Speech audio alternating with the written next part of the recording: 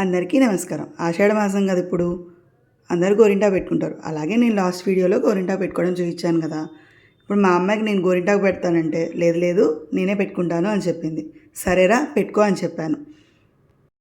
ఒక చేతికేమో తను పెట్టుకొని చూపించింది. సరే రెండో చేతికి నేను పెడతాను అంటే సరేరా అమ్మ పెట్టు అనింది.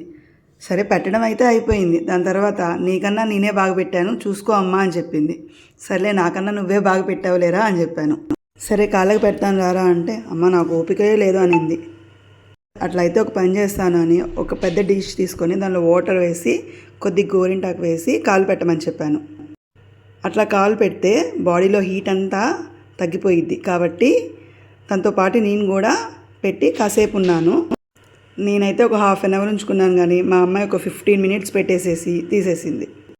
తనకి గోరింటాకు అంటే ఇష్టం కానీ అంతసేపు పెట్టుకోవాలంటే చాలా చిరాకు.